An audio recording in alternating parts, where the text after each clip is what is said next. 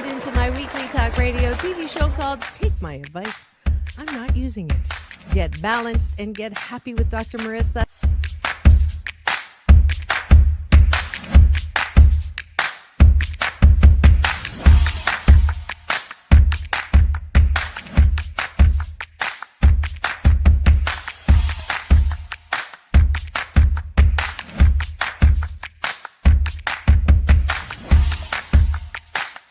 And this show is about hope and happiness. So there's no gossip, no scandal. Instead, I want you to focus on your own reality show and how you can be happy 88% of the time. So I have shows and topics.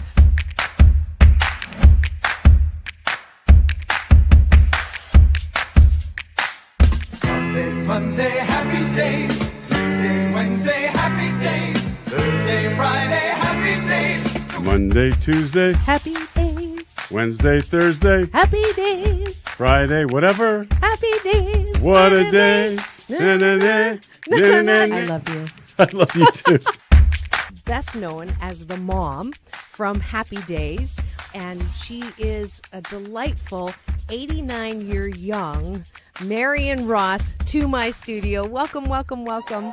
Dr. Marissa, this is such a treat for me. Oh. My goodness, you're a wonderment.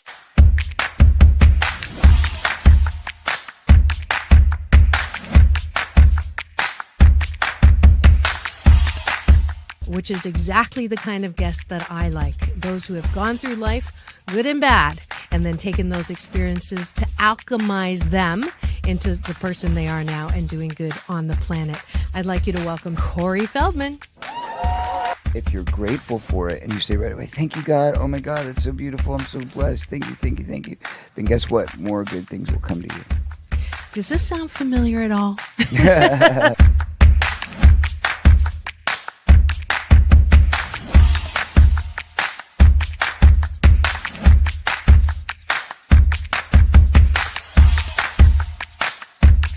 She's back again to mark my Cancer Awareness and Prevention Month show. Please welcome Fran Drescher. Hi, Fran. On and supporting cancer schmance. I really appreciate it. So what would you say are some of the biggest myths, Fran, that people have about cancer? Well, I would say that they think that there's a cure for it. Okay. Instead of a cause for it.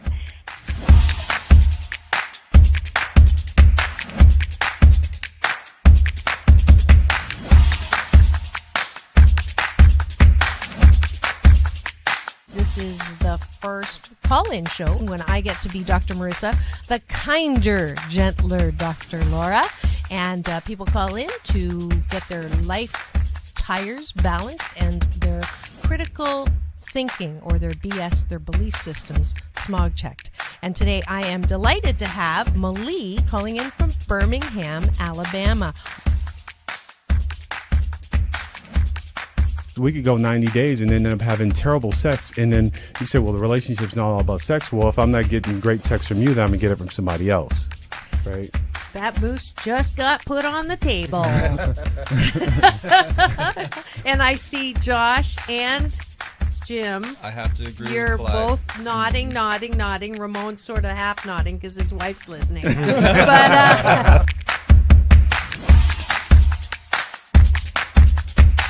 I understood what was going to happen if Muhammad Ali's youngest daughter, made public that I was going to become a boxer. So I wanted to make sure this was the path that I wanted to go down. you are absolutely fabulous, beautiful inside and out.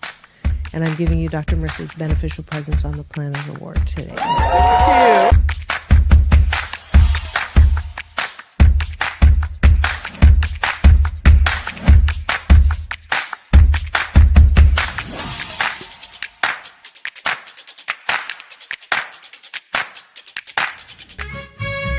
Just sit right back and you'll hear a tale of a fateful trip that started from this tropic point. When I go, I'm gone. Are you lonely?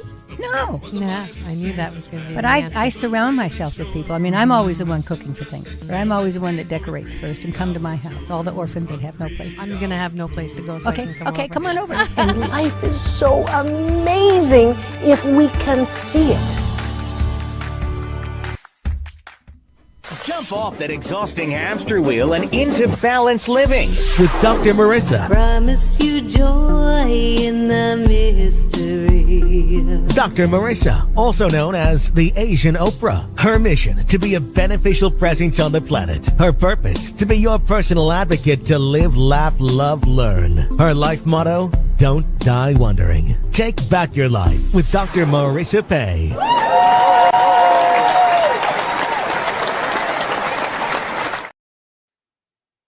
And welcome. You're tuned into Take My Advice.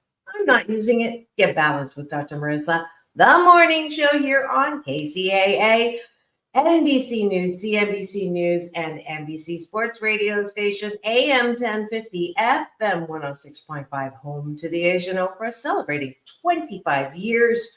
#1 talk in the IE, the station that leaves no listener behind, and also streaming on iHeartRadio, Spotify, Stitcher, iTunes, TuneIn, Audible, Amazon Music, Tiki Lab, Rumble, Podchaser, Spreaker, and more. Why so many places? Because I want to maximize my splatter zone for more hope and happiness. So there's no gossip, no scandal, and no K words, no Kanye talk formerly or now, even though the song that he did was perfect for today's topic. Nothing but a gold digger. I can't sing that one. I can only sing slow songs. But anyways, so delighted to have you here. And I have topics and guests and special series to help you with up-leveling your happiness. And today is no exception. It is Thursday.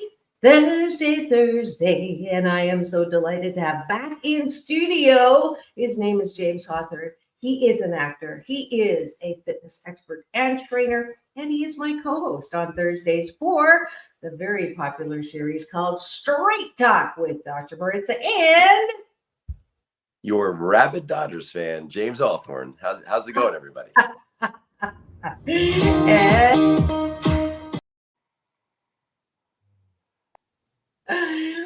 I got cut short, but it's okay. We'll make up for the applause later. And I am so happy that you are here to help me with breakfast. We're going to start with breakfast, saying hello to the Cashew Gallery as the eyeballs roll in. You do have the ability to actually talk at us, give us the finger, not that one, this one, and just react and interact with us all show. Thanks to technology on LinkedIn, Facebook, but my Show Central that houses 1,137 shows, but who's counting?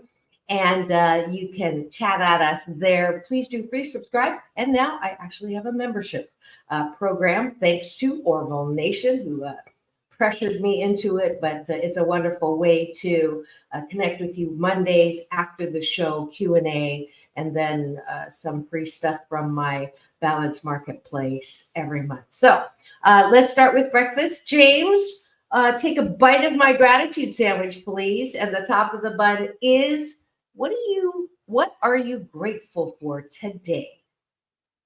I would say, as I'm sitting here right now looking out, it's a nice gloomy day in North Hollywood. And I like that because I had a great sunny day yesterday, and it's just such a simple thing, but it's a whole different vibe. And it's nice to experience that instead of, the normal same old. So that's probably my simplest gratitude thing that I've probably ever said, but I'm just looking out and enjoying the gloomy day. Fabulous. I am grateful that I'm grateful to COVID that gave us permission and oh my God, we can actually do things from home instead of sitting in traffic and going hours here and hours there, and being able to come to you from my living room. And we have continued with that technology. So you're not going to hear very many people be grateful for COVID, but I'm one of them. I'll tell you what, those are the silver linings. My mom absolutely adored COVID because she is such a busy person, every day, every night of the week, she's out and about doing something, some events, some galas, some work thing. And so COVID allowed her to finally take a deep breath and relax a little bit. And I'm grateful for everything in life, not just COVID, but, everything that seems like it might not be the best thing, but it ends up giving you exactly what you need. So Yeah. I'm grateful for the surprises in life, the Yeah. packages that you open them up, they end up being something entirely different than what you thought from the wrapper. Absolutely. I am grateful that I also, as a result of putting my life jacket on with the silver lining with COVID, became a filmmaker because I had time, because all the motivational talks were canceled, to actually do something I had no idea that I really love to do. And apparently I'm good at too. Approached by Meta to be a digital creator, content creator, and have no clue. So that was kind of fun. That was during COVID. Your turn. I love that. I love that. How's our Akashic Gallery doing? And anybody with a gratitude for today yet?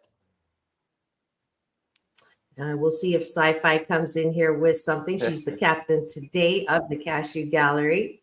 I'm also grateful for that we can go back to the movies. I love the movies. I saw a really good one, which was the docu-film, actually, very well done. And I'm going to butcher the name of it, but it was the true story of a nun who would not say, take no for an answer. And you would enjoy it. I think that you and I both share a love for movies that are true, like based on a true. So I'll get the name of that as you do the next gratitude. I'm grateful for, as kind of like what you said about the character in the movie, just perseverance. I was talking to a couple of friends about their LA journeys thus far, and big changes in life. And studies show that we are really bad at underestimating our ability to adapt. And the truth is that we are highly adaptable, and that we can completely change course or accept the challenges that come our ways. And I'm grateful for adaptability, because it's one of our greatest attributes as human beings. And it's something that we actually underestimate on a daily basis. People, for example, would talk to paraplegics or quadriplegics and, say, well, how does your life is completely changed? How does that feel? And then they would also talk to lottery winners. And the biggest takeaway from the whole thing is that people always think they'd be so happy if they won the lottery, and that they'd be devastated if they, ended up getting paralyzed. And neither are true. Some the happiest people in the world have gone through some of the craziest stuff that's maybe not so good on the surface. And then when the best thing happens, winning the lottery, people end up not being that much happier. So that to me is actually very empowering, because it speaks to what we are capable of. And I love thinking about that. That's beautiful. I saw an investigative report about the children in Africa who had AIDS, and they were all in one little, they were being cared for. And the reporter said, I've never heard so much laughter and joy and happiness, right, from something that we would see as devastating. So yeah, be careful about our judgments is what I heard there, James. Absolutely. More music is grateful for family. And more music is either the mom, who's my co-host on Wednesday, or her kids on Doctors in the House. And both of them are graduating. So I'm grateful to see the joy of the mom as the kids go through this milestone, the son with a master's and the daughter with her bachelor's. So what a great time. And I get invited to sample the yummy cooked foods from my co-host. So it's a side benefit of doing this show for sure. Well deserved. Yeah. All right, let's go to the bottom of the bun, because I like it on the bottom, although it's been so long. I mean, TMI. Saucy. It's Thursday. I'm allowed to get a little naughty on this show. I know Eric just spit out his coffee in the background there. I am going to ask everyone to give a gratitude, not directed on the outside, but directed on the inside. What do you like about yourself? What do you appreciate about yourself, so that when you go to bed tonight, you're not going to think about all the things you did wrong or all the people that done you wrong. Instead, you have a foundation. You're working your muscle of self-soothing, self-care, self-love. So you're less apt to be walking around looking for love in all the wrong places or likes, literally these days with social media. So I appreciate my ability to listen to impulses. And I got to share this short story because yesterday I had a chance to do a little coaching with someone as I was getting my haircut.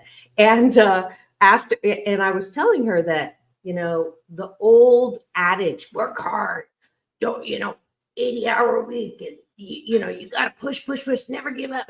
That whole energy of pushing, I've realized, even though it got me places and achievements, is really not the energy that I need to use. That allowing and plugging into my source of energy and love and creativity through meditation, I get impulses and I get thoughts that if I just follow, it will unfold into this amazing thing. So yesterday after the haircut, I went to the car and all of a sudden I got this thought, why don't you go to Trader Joe's that was in the little mall? I don't shop at Trader Joe's normally. So I'm like, okay, well, I kind of need eggs for my fried rice. So I went in. This woman stops me and says, can I give you a compliment? And without sounding full of myself, I actually get that quite a bit because I love to dress up and I love to, show my creativity. People think I'm a fashion designer. So I said, of course. And she said, 1972, I had an outfit just like that. What you're wearing, and you look fabulous. And I was at Berkeley and I went, oh, my dad got a job offer from Berkeley. And I think I've told you this story where he got his PhD from McGill University and he had two choices. He was offered a job. His professor was Professor Tien, who became the president chancellor at Berkeley. And usually at that point, people don't know who Tien was. And that's not the point of the story, right? The point of the story is there's 1960, turn the TV on, Berkeley versus University of Waterloo, Berkeley bra burning, acid taking, protesting. And my dad's biggest nerd in the world, God love him. He's with God now. But so that's how I was born in Waterloo. So I'm telling this story and she stops and she says, I worked for Professor Tien. That's crazy. Is that crazy? Is that crazy? That's a what caught moment. What are the chances of that? And I'm like, what? And I'm still getting chills because, and then she launched in her story about him. But that is a great example of plugging in, listening to the voice or the impulse to do something you wouldn't normally do, and then how magical the unfolding is. And this is a story of my life, literally like the first part of my life. I, did that overachieving stuff because that was the way to get love. And now that I'm, on the other side of understanding who I really am and what I'm plugged into, that we all are plugged into, if we allow it, then the magic starts happening. All of the book and the show and everything that happened, not because I wanted it or forced it or made it happen or manipulated. It's just happening. And that's how I got into NAB coming up. I mean, that was not a planned thing either. So they say that the harder you grab a bar of soap, the quicker it slips out of your hand. So sometimes to get the things that you want the most, you have to, I mean, I'm not particularly religious, but they say let go and let God, or whatever that is. Right. For you. It's not having an ironclad grip on your life. It's good to have direction, good to have goals, but to be too attached to them, I think might even it might take you away from all the wonderful things you're destined for. So absolutely. And I'm also not religious, even though my other co-hosts are, some to various degrees, and that's why I have different perspectives on the show. And by the way, 6 degrees of separation, I would call that actually 1 degree or less of separation on that one. But yeah, that whatever it is you call it, we're not here to preach. We're not here to not preach. I myself am allergic to religion as a direct result of my upbringing and how that God was needed anger management classes. But however it is, the thing in common is you can be connected to the energy that created every drop of water to be different, every grain of sand to be different, to orchestrate a compliment in a place that you don't go to have 1 degree of separation from a story that you've told before. That's life. That's how life can be. That's why people go, so what's next? I say, well, every morning I get up and say, what now, brown cow? And they say that if you your vision board, and I'm going to go out on a limb here, can actually limit what could happen in your life. So well, no, that's very fascinating, because I read a book called The Science of Making Things Happen, and they try to break down this notion of manifesting. You've said you've read so many different things about kind of the spiritual side of manifesting, but this book attempts to tackle the science, and it talks about particle mode and wave mode. And when things are in particle mode, you're like predetermining, and when things are in wave mode, you're sort of open to it. Anyway, there's a lot to go into in that book, but the fact that like there is science behind the way that we try to make our dreams come true and make things happen in life, I find actually somewhat comforting, because I think there's still so much that we feel and intuit, but we don't quite have all the science around it yet. So to read a book that tackles some of those things, I think is a really good use of time, because it gives you it fortifies you in how you go about your day and how you go about living your journey. Yeah, and we'll segue that back into the bottom of the bun, appreciation. Yes. And James, I appreciate, and you can own it, your constant, relentless quest to learn and expand. And I love that about you. So if you don't already own that as an appreciation for yourself, I'm offering that right now for you. Well, I'm gonna take that one and run with it, because I like that. Good. I guess one thing I can say is would be grace under fire. So after the Dodgers game, my friends that are staying with me really wanted to go dancing at the Shortstop, which is a local bar near, and then everybody goes there after the game. And our second friend, who wasn't with us at the game, who was meeting us, he comes into line, and it wasn't like a super long line, and it was moving, but this guy was really upset that our friend joined us. Now, I'm curious to see how people feel about this, but in my mind, if it's like a friend or 2 friends that are coming into line to meet the group, so what? Like, I wouldn't care. Now, if like 5 people, a group of 5 people are coming in and cutting the line, I might be a little bit upset. But he was very adamant that my friend had to go back of the line, and he seemed really miffed.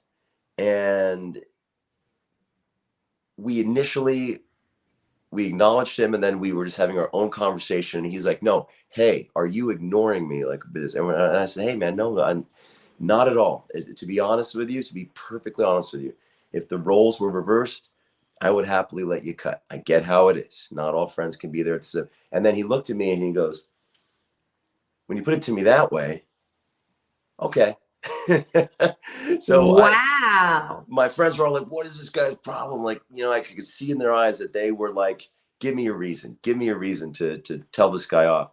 And I thought to myself, well, let me just tell him what I would do if the roles were reversed. And then he thought about it and he said, well, geez, if you would do it, maybe it's not such a big deal. If one friend of yours comes and joins you in line.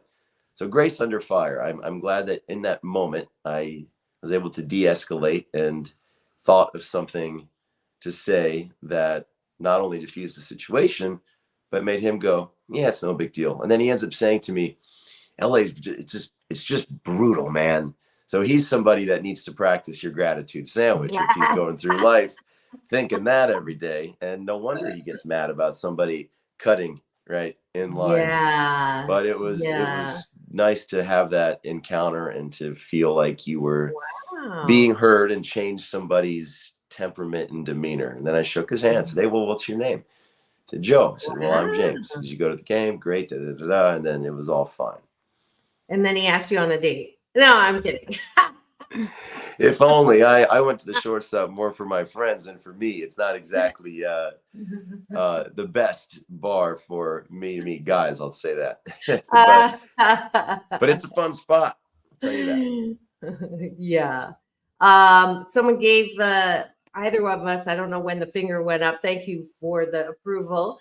And we are almost done our breakfast, taking a bite of our gratitude sandwich. There's so many things and forays to go on everything that we talk about. And I'm just really appreciative that I did not limit my my future by my PhD, which is as an organizational psychologist. I would have never had this show. I would have never had 8 Ways to Happiness bestselling book. I wouldn't have had so many things if I had limited. So I appreciate my ability to stay open, connected, and not too hooked into the outcome. I think that for me is so different than what it used to be, because I was really a ball buster in a very straight, direct way. And I'll tell myself, I'm not perfect, and I definitely, it's kind of tongue in cheek, the name of my show, Take My Advice, I'm Not Using It. I did get into a conflict and it isn't resolved, but it was both of our inabilities to be in each other's moccasins to understand what the other person was being impacted by, even though the intentions on both ends were not that way. So it's been something that's been a little heavy on my heart, but I still don't understand it, but I know, and I appreciate this about myself, that I know that everything happens for a good reason.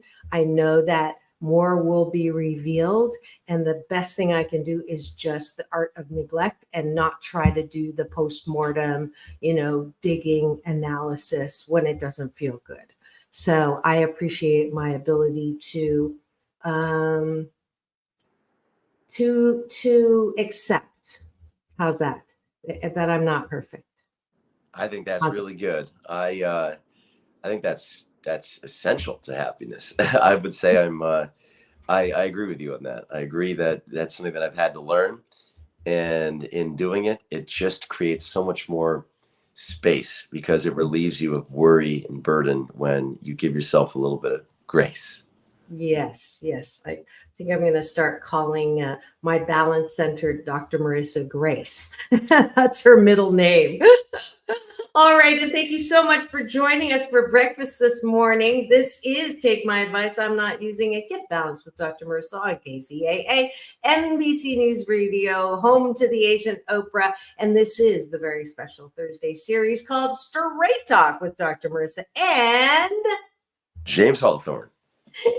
And if you do this good life habit or hashtag Blisscipline for 28 consecutive days on the show or off the show, I promise you will sandwich your day in the most positive way. Because frankly, my dear, if you can't approve of yourself, how the fork do you expect anyone else to?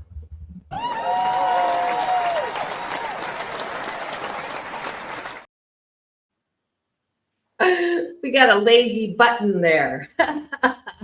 Anyways, James, what is the topic for today? So it's somewhat related and tangential to last week's about income incompatibility in relationships and how to navigate that.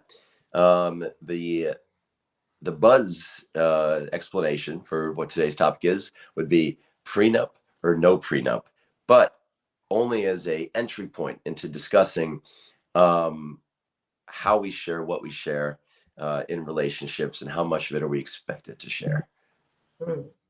Yes. I've been married once. I do everything once, marriage, divorce. And I did not have a prenup. So I think most of you know that, which is why I ended up losing a 1.8 million house, a $1.5 million business, spousal, child, settlement, all of that. And to add insult to injury at the time, although I don't regret it, I don't hate 88% of the time. My lawyer said to the judge, "But Your Honor, that's not fair." And the judge looked straight at me and said, "Well, you wanted equal rights." So that's the story that happened to me as far as prenup. I, like many people, say, "Oh, if I ask for a prenup, it means that I don't expect the marriage to last, and that I'm saying that my material wealth is more important than my love for you." And if anybody said prenup, I'm out of there, that means they don't love me. And I don't think I'm getting married again because I only do things once. But would I do a prenup now? To be honest, I think it's because I don't think I'm getting married that's not even a question. But let me think. Yeah, I would do a prenup. Having to start over, midstream, I don't regret it, but it has a cost factor. It does sting, when I'm not, I'm rebuilding. So owning something again, when you have done that and I bought 2 places and, I had that material wealth and then, now all my material wealth goes into my Happy 88 mission. So if I did win the lottery, it would not be for the material wealth that I used to want to have. It would be to further expanding the platform for more hope and happiness. So it's a little bit different. So I do want to win the lottery, just so we're straight on that. But that's my answer to whether I would or not. Yes. So this is something that it's a bridge that I have yet to cross. And I think it's a important, yet it's a challenging conversation, because I think we feel a pressure to say, oh, it's not about the money, because we are conditioned that love and that, money and financial things are almost in separate buckets, and they coexist on different planes, I would say. And my challenge would be to try to find a way to navigate that chat so that the business, right, of love can be its own thing, and then the love can exist over here as its own thing, because I don't think it's wrong to bring up the conversation and say, "Oh, one moment, the electronic ghosts of my house have turned on the TV. Let me go turn that off." I have no idea how it came on. Like, literally came on out of nowhere. So my house is haunted this morning. I'll be right back.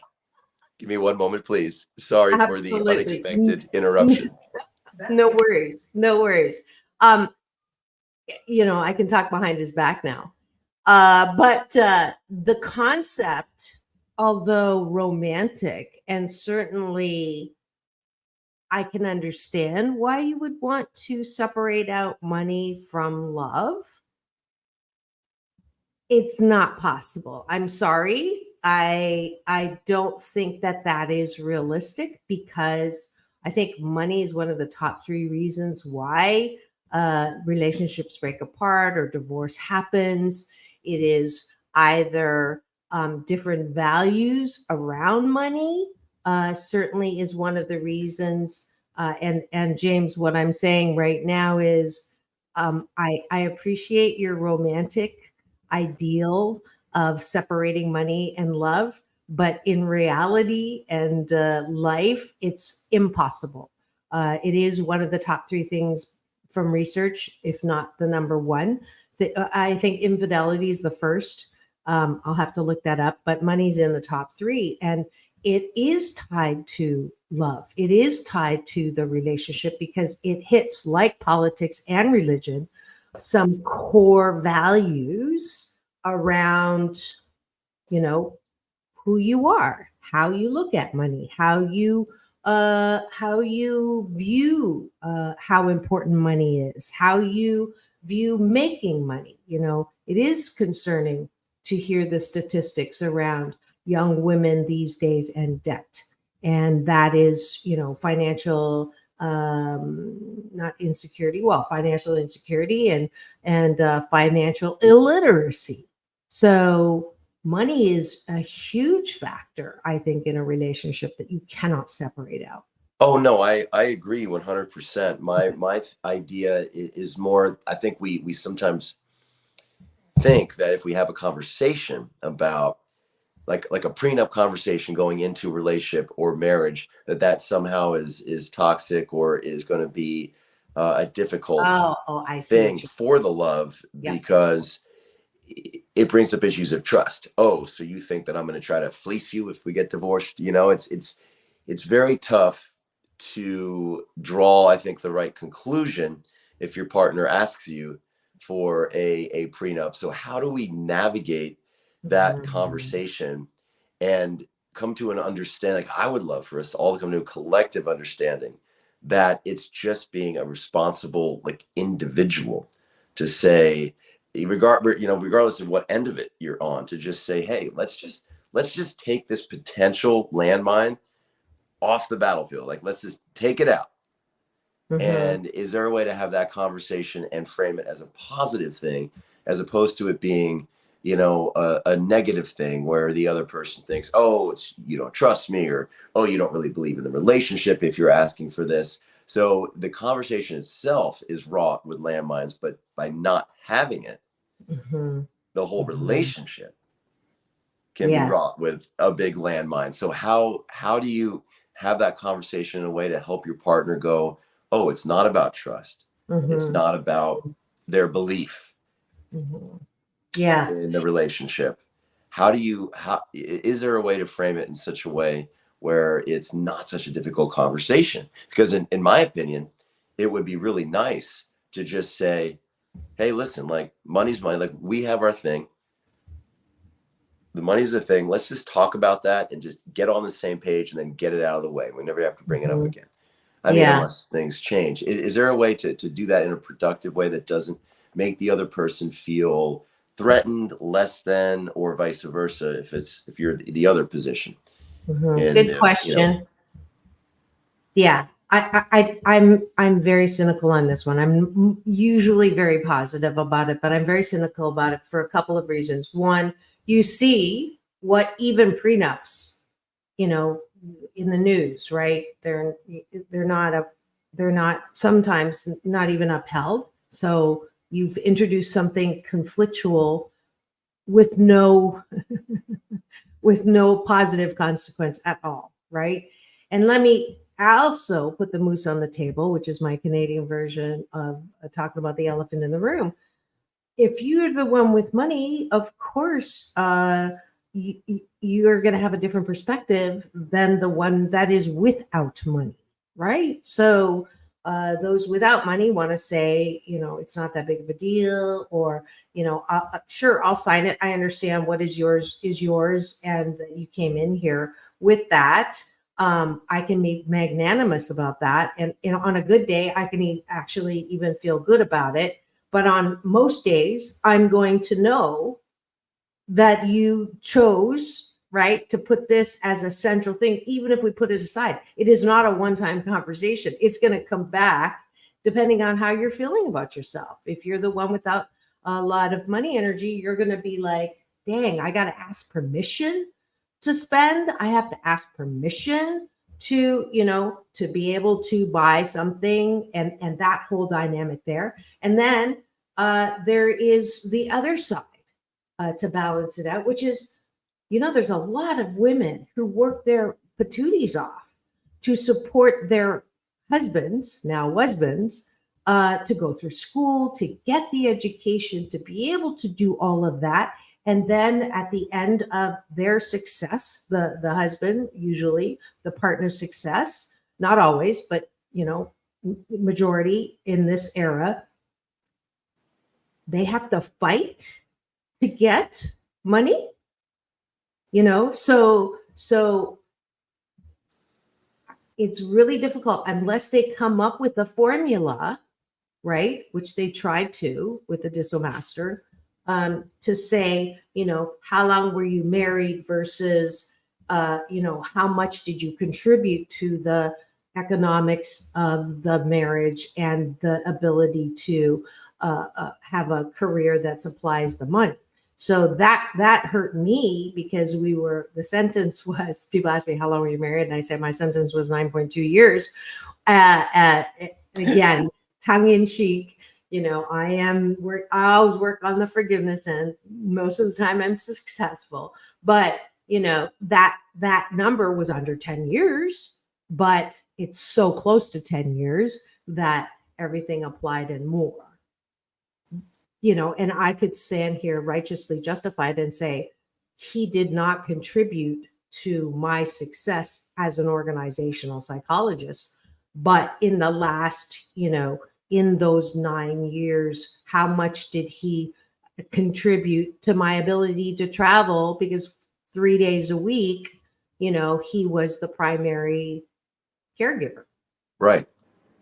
Right. And I think that goes to everybody finding, what works for them in a relationship. And then it comes back to, you talked about the big three. You talked about infidelity, money. I'm going to venture that the third is just communication styles and tendencies to make sure that the moose is always on the table and that there's not something festering, that can cause and breed resentment. What's interesting to me about the money conversation is, I could be wrong about it, but I feel like it's even more sensitive than in the gay world. There's a lot of open relationships where people are intimate partners, but they have different rules regarding, sex with other people and how they handle that. And I feel like couples conversations around that isn't even as sensitive as money. And that's the thing that I'm trying to get my head around. How is money so loaded? I mean, even compared to a conversation about, how sexually open you are going to or not going to be with your partners, which is once again something that, after being in LA for a long time, I have discovered that a lot of gay relationships have some level of openness, and it feels like more unique to LGBTQ, and it also feels unique to Los Angeles. But even the conversations around that don't seem to be in the same arena as sensitivity around money differences. Absolutely. I'm doing research, obviously, looking at seeing what we can find. Yeah, but you're right. My instinct would be like, would be to say to somebody, listen, how I feel about you. I'm crazy about you. And if you're doing your part and you're doing all that, then I think it's maybe plausible to just be able to say, let's just get the business of this out of the way. How do you feel about my inclination would be? Like, can you bring up the prenup conversation? Or, for example, if you want to take your partner on a really lovely vacation and they can't afford it, but you want to go there, you want to travel to that exotic place, and you want them by your side, is there a way to just put it on the table and say, look, it doesn't matter to me that I'm going to pay for you to come and be there with me. Does it matter to you that, that I'm asking you to let me do that? Is there a way to just say that? And like I said, remove how do I say it? The relationship-y side of it, separate it from the business. And you said, no, you can't. They're completely intertwined. But is there a way to have the conversation where you can have your partner go, okay, this is just logistics, and not have it, bring up feelings of trust issues or commitment issues? Is there a way to have somebody say, yeah, it's just the business of a relationship? Okay. Yeah. Well, the example that you shared last week, you and you're sharing again is the one with the money, right?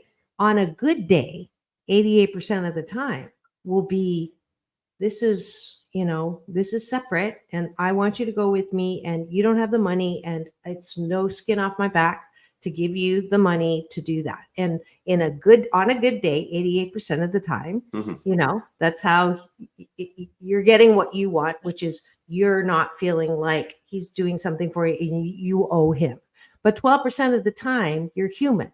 So 12% of the time, my guess is someone's going to have some expectations. If I got you this trip, if I am buying you dinner, if I am taking you somewhere, if I am buying you something, there is a hook. There is, tit for tat. There is an expectation on the end of that for you as well. On a good day, you're going to accept that gift and say, that's fabulous. We're going to have fun. Isn't this great? Isn't he generous?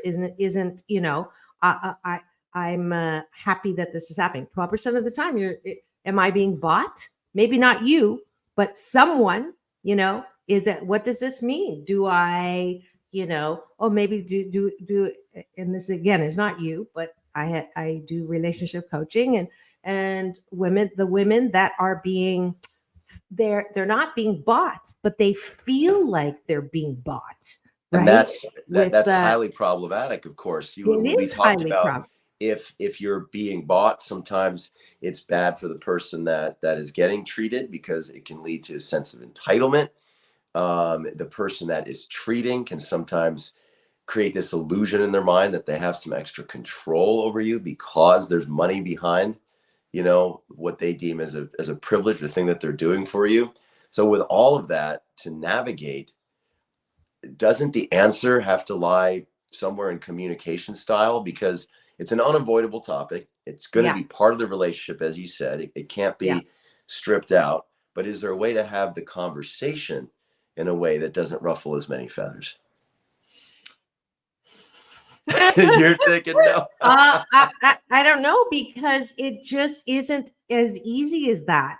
Because depending on where you are, if you're feeling pretty centered, and I want to get rid of this. I just want to point out infidelity is number one, right? And these are top 3 reasons from sources across the web. Okay. So this is like a good conglomerate instead of going to a source, which there's never such thing as unbiased. So infidelity, you're right. Communications in there. Finance, domestic violence, maybe marrying too young, substance abuse, lack of commitment, constant arguing.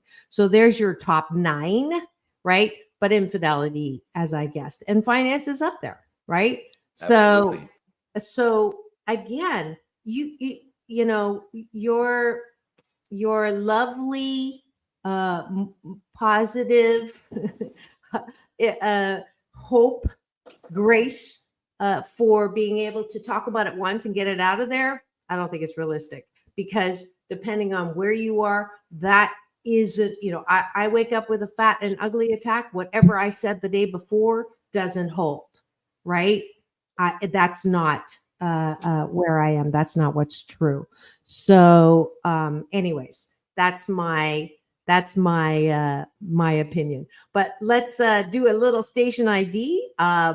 If you've just tuned in and you're wondering what's going on in the studio today, we're getting in a nice heated conversation about prenups on Take My Advice. I'm not using it. Get balanced with Dr. Marissa, the morning show here on KCAA. 25 years of bringing number one talk radio to the IE. And I am Dr. Marissa on the morning show, NBC News, home to the Asian Oprah, AM 1050, FM 106.5, streaming everywhere, iHeartRadio, Spotify, and of course, YouTube TV channel, where I house all of my shows these past 622 consecutive weeks. And today's special series is called Straight Talk with Dr. Marissa and James Hawthorn.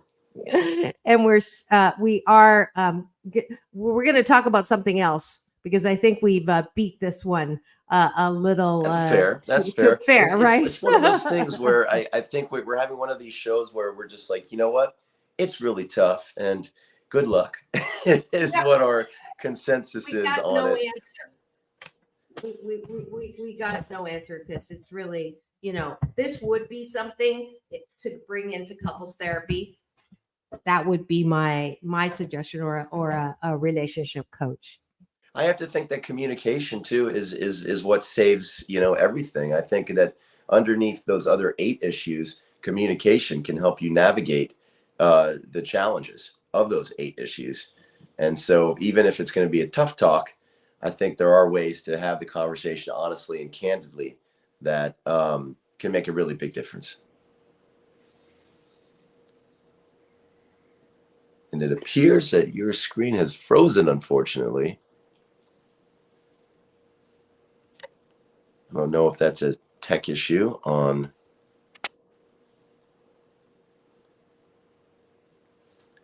your side or ours, but it seems that it is just me on camera now. If there's anybody out in the cashew gallery that would like to talk about how to have those financial discussions, I would love to see it.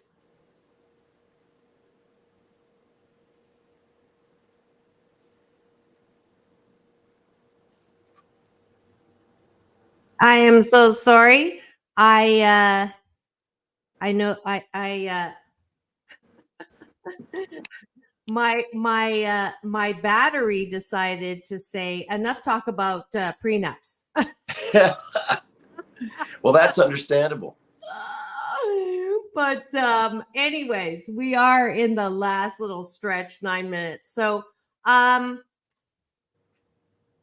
besides the percentage, and I want to remind people, if you are in a situation where there is quite a wide gap between what you make and what your partner makes, Dr. Pat Allen gave me a great tip around percentages on what pays when. But I will have to say that, this is something you're absolutely right. We have to talk about it because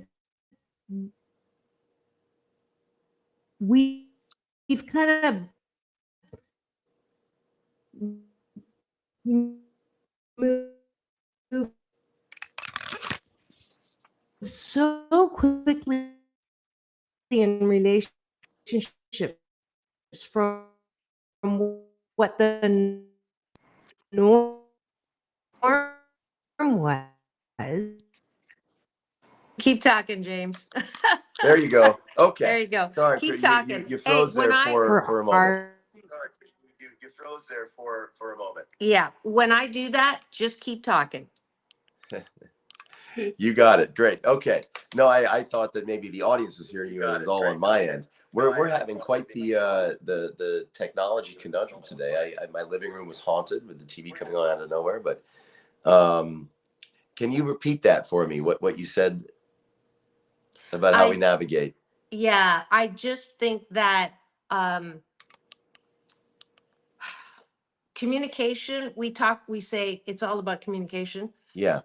And we say that we need to communicate, but that's not always the answer because, oh boy, this lighting's for, oh, here we go.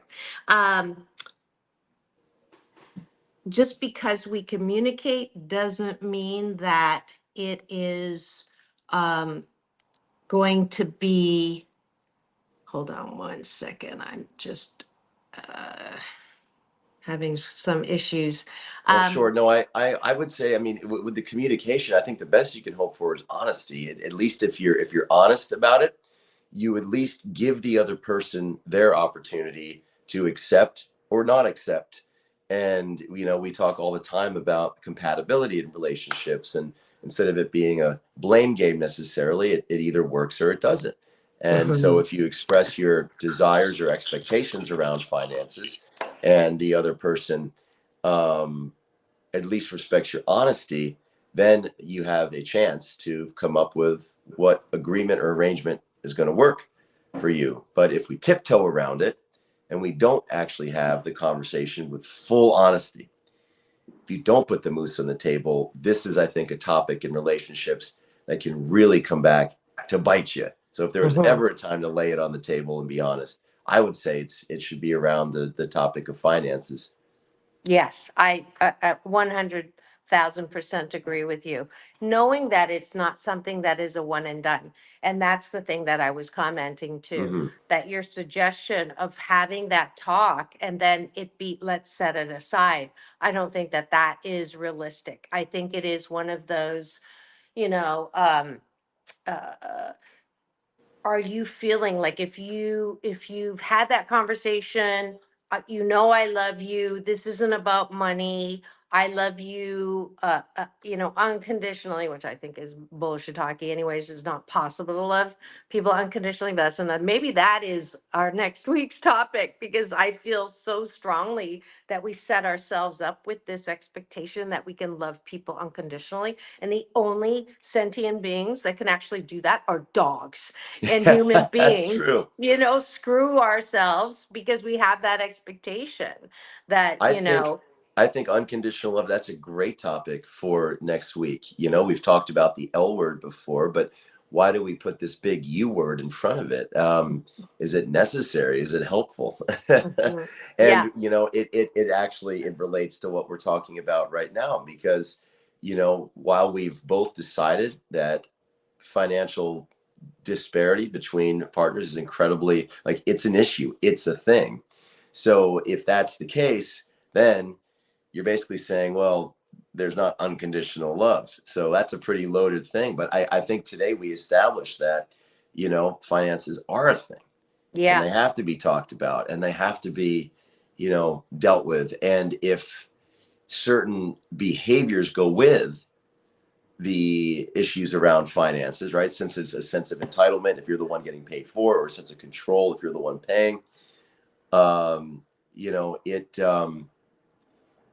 is a big part of how you love your partner, and how you comport yourself in terms of the quality of your character. Yeah, yeah. And it is, it's one of those, I lost the thought. I had a great thought.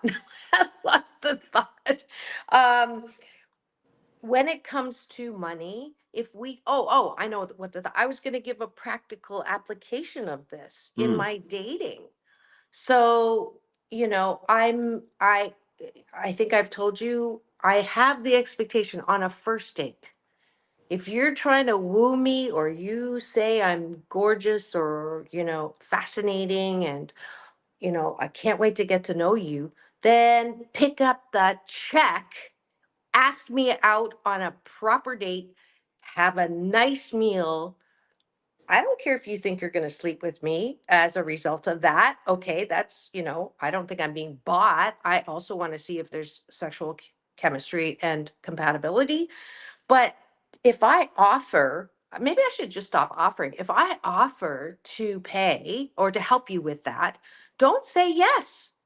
You know, to me, I'm just like, especially if they're trying to woo you. So I mean, you know, exactly. to your earlier point that you cannot separate finances from love. Finances are a part of chivalry sometimes, and chivalry is good. So you know, it really can't be separated completely. Nor I'm maybe, like, nor should it maybe. obviously, this is very recent and very annoying, but it's the same thing around, you know, geographical, right? If you want to woo me and date me, don't tell me to meet halfway. If you Right. live, you know, first date, I'm not talking about forever, but first date, you know, Make an act effort. like your words. If you say this, anyways, we're out of time. Thank you so much for joining us today. This has been a scintillating episode of Take My Advice, I'm Not Using It, Get Balance with Dr. Marissa, the morning show here on KCAA, the station that leaves no listener behind, and the special series Straight Talk with Dr. Marissa James Hawthorn. and we are encouraging you to come back. We're going to talk about unconditional love next week. And don't forget to tune in tomorrow. It is Tempting Conversations. We will have a guest host, big announcements coming up and that you're going to have to tune in tomorrow to find out. So it's all about balance, peace in, peace out, world peace through inner peace. This is Dr. Marissa and James Hawthorn, thank you so much, Wishing everybody, you- for wish- tuning in today. Wishing you the best day ever. We'll see you tomorrow.